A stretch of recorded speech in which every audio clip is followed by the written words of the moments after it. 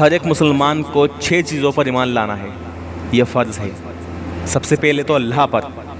اللہ پر ایمان کا مطلب کیا ہے کہ کسی سے کچھ نہیں ہوتا ہے سوائے اللہ کے۔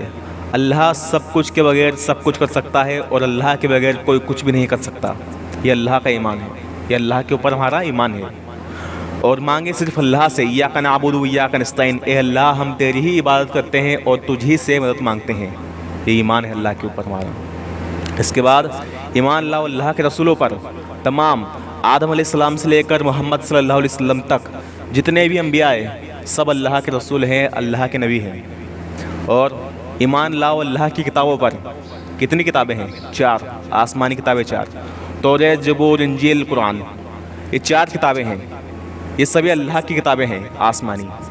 باقی کی 3 کتابوں میں تو فرق پیدا ہو گیا، جتنے بھی گمراہ لوگ تھے انہوں نے اس میں تبدیلی کر دی۔ لیکن قرآن ایسی کتاب ہے میرے بھائی دوستو، ایسی علمی کتاب ہے، اللہ کی کتاب ہے کہ اس کی ذمہ داری خود اللہ تعالیٰ لیتے ہیں۔ اللہ تعالیٰ فرماتے ہیں قرآن کے اندر کہ یہ کتاب ہماری اتاری گئی ہے اور اس کی ذمہ داری ہم خود لیتے ہیں۔ آج 1441 سال سے زیادہ وقت ہو گیا، لیکن قرآن کا ایک زیر زبر ایک الفاظ بدلا نہیں کیا۔ یہ اللہ کی کتابوں پر ایمان ہے۔ اس کے بعد ایمان لاؤ اللہ کے فرشتوں پر۔ جتنے بھی فرشتے ہیں اللہ کے فرشتے ہیں اور اللہ کے محتاج ہیں۔ عیسائی لوگ 3 خدا کی عبادت کرتے ہیں، پہلا اللہ کی، دوسرا عیسیٰ علیہ السلام کی، تیسرا جبرائیل علیہ السلام کی۔ تو فرشتوں پر ایمان لانے کا مطلب کیا ہے کہ فرشتے اپنی مرضی سے کچھ نہیں کر سکتے، وہ اللہ کے محتاج ہیں۔ کس کے محتاج ہیں؟ اللہ کے محتاج ہیں۔ وہ اپنے آپ سے کچھ کر نہیں سکتے۔ یہاں پر ایک غور کرنے والی بات ہے میرے بھائی دوستوں کہ فرشتوں کا جو ایمان ہے وہ ایمان مسلمان کے ایمان سے، انسان کے ایمان سے کم ہے، مطلب درجے کے اعتبار سے کم ہے۔ پتہ کیسے؟ کہ انسان کو اللہ نے چھوٹ دے دی، آزادی دے دی۔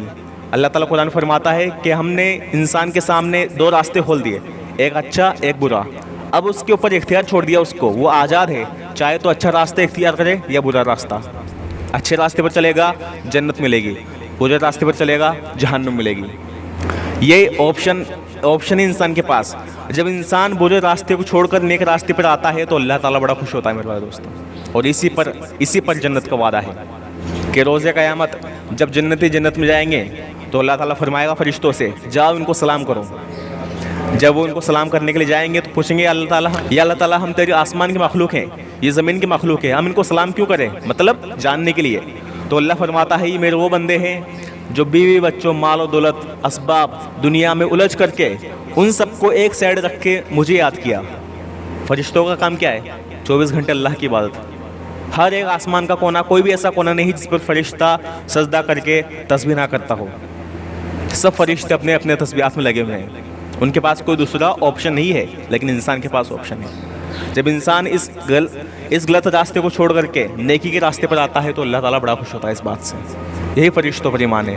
اگلا ہے ایمان لاؤ قیامت کے دن پر کہ مرنے کے بعد آخرت میں سارے کے سارے اعمال کا حساب دینا ہے۔ مرنے کے بعد جب ہماری ہڈیاں گل جائیں گی، سڑ جائیں گی، تو اسی ہڈیوں سے اللہ تعالیٰ ہمیں دوبارہ پیدا کرے گا۔ ایک مرتبہ کافر آیا آپ صلی اللہ علیہ وسلم کے پاس اور ایک ہڈی کا ٹکڑا لے کے آئے کافر۔ اس ہڈی کو لا کر کے رسول اللہ صلی اللہ علیہ وسلم کے سامنے مسل دیا، وہ بورا ہو گئی، پس گئی پوری، اور بولا اللہ کے رسول صلی اللہ علیہ وسلم سے کہ آپ کا خدا کیا اس ہڈی سے ہمیں دوبارہ زندہ کرے گا؟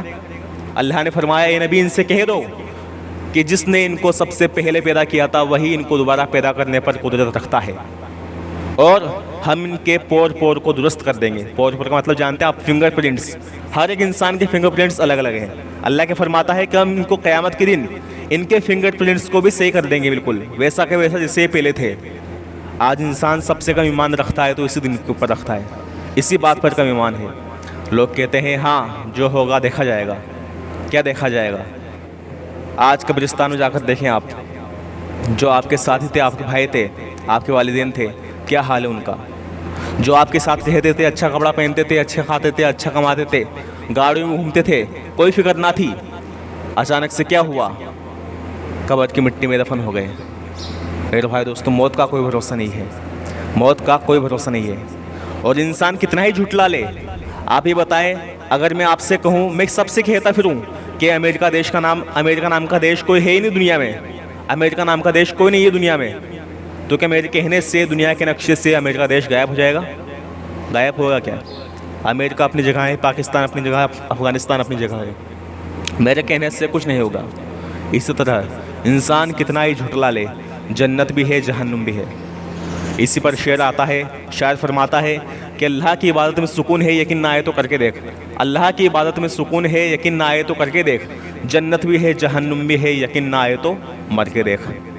اللہ کیا فرماتا ہے؟ کل نفس ذائقۃ الموت، بے شک ہر ایک نفس کو موت کا مزہ چکھنا ہے۔ امام علی رضی اللہ عنہ کیا فرماتے ہیں؟ حدیث ہے، امام علی نے فرمایا انسان سویا ہوا ہے، جس دن موت آئے گی جاگ جائے گا۔ تو یہ ہمارا ایمان ہونا چاہیے میرے بھائی دوستو، کہ ہمیں اپنی اس زندگی کے بعد اور قبر کی زندگی کے بعد دوبارہ اٹھنا ہے اور اللہ کو اپنے ہر ایک عمل کا جواب دینا ہے۔ چھٹے نمبر پر ایمان ہے، ایمان لاؤ اچھی بری قسمت پر، کہ جو کچھ ہوتا ہے اللہ کی طرف سے ہوتا ہے۔ یہ نہیں کہ اسباب کو چھوڑ دیں، ہاں کام کرو، محنت کرو، لیکن اگر محنت کرنے کے بعد بھی کوئی چیز آپ کو نہ ملے تو پھر اللہ پہ چھوڑ دو، اور کیا بولو؟ حسبنا اللہ و نعم الوکیل، بے شک اللہ ہی میرے لیے کافی ہے۔ یہ قسمت پر ہمارا ایمان ہونا چاہیے میرے بھائی دوستوں۔